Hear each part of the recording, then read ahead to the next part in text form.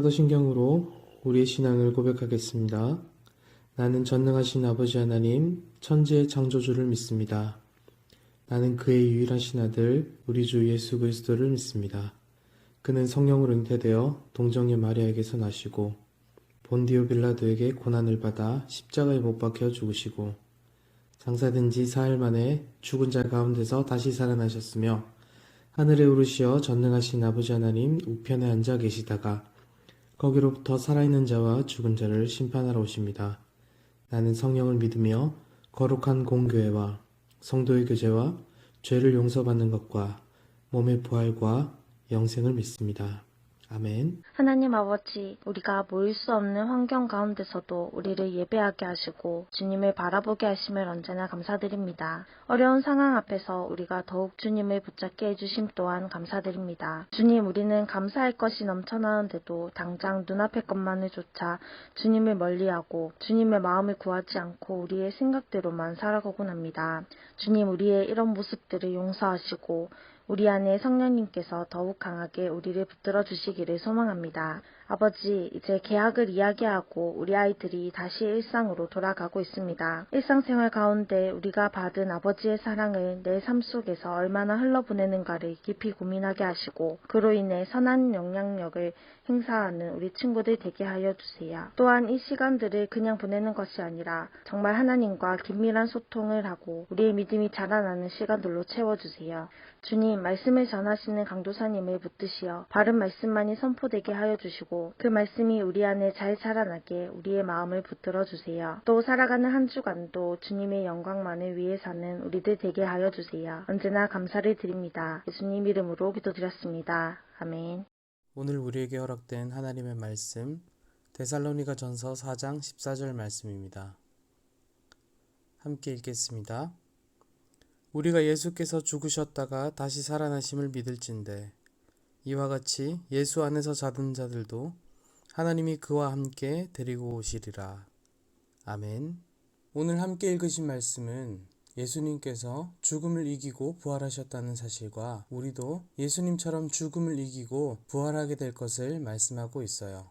요즘은 휴대폰으로 게임을 하지만 예전에 제가 어릴 때는 게임을 하려면 오락실에 가야 했습니다. 100원씩 넣고 했던 기억이 있네요. 그런데 게임이란 게 100원 한 판만 하게 되지를 않죠. 하다 보면 자꾸 몰입하게 되어서 가지고 있는 돈을 다 게임하다가 날릴 때도 있었습니다. 그래서 보통 게임을 할 때 신중하게 플레이할 수밖에 없었습니다. 죽는 게 두려우니까 당연히 그럴 수밖에 없었죠. 특히나 보스 스테이지 때는 정말 두려웠습니다. 그런데 친구 중에 그럴 걱정이 없이 늘 여유롭게 게임하던 친구가 있었어요. 할아버지가 오락실 주인이었던 친구였어요. 그 친구는 죽으면 그냥 연결하곤 했습니다. 돈을 쌓아놓고 게임을 했었어요.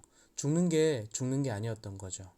여러분, 사도신경의 내용을 다들 기억하시나요? 적응돼서 외우다 보면 입으로는 술술 나오지만 내용을 생각하다 보면 무슨 내용이 있는지 기억이 안 날 때가 있어요.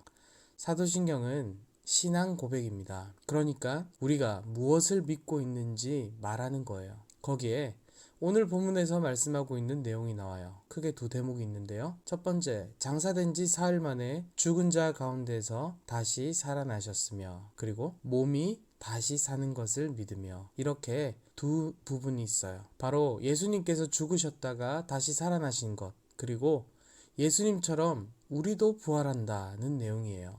자, 오늘 말씀을 통해서 우리는 예수님의 부활이 어떤 의미인지, 예수님의 부활이 우리와 무슨 상관이 있는지를 살펴보려고 해요. 예수님의 부활은 어떤 의미인가요? 첫째로 예수님이 하나님의 아들이시다 하는 것입니다. 예수님은 죽음을 극복하셨습니다. 죽었다가 다시 살아난 존재는 아무도 없지만 예수님은 부활하심으로 하나님의 아들이라는 사실을 우리 가운데 분명히 드러내 보이셨습니다. 이 세상에서 생명을 가지고 태어난 모든 것은 언젠가는 죽게 되어 있습니다. 그렇지만 단 한 분만이 예외입니다. 바로 생명을 만드신 하나님이시죠. 생명을 지은 분만이 죽음을 초월할 수 있습니다. 바로 예수님은 죽음을 이기심으로써 하나님의 아들이심을 나타내셨던 것입니다. 그렇다면 이 예수님의 부활이 우리에게 주는 의미는 무엇일까요? 왜 믿음의 선조들은 예수님의 부활을 신앙 고백 속에 담았을까요? 두 가지가 있습니다. 첫째는 예수님의 부활로서 우리가 죄에서 노임받았기 때문입니다. 모든 인류는 하나님 앞에서 범죄했습니다. 그래서 죄의 종으로 살고 있었습니다. 그런데 여러분 잘 아시다시피 죄의 대가는 사망입니다. 모든 범죄한 사람은 결국 죽게 됩니다.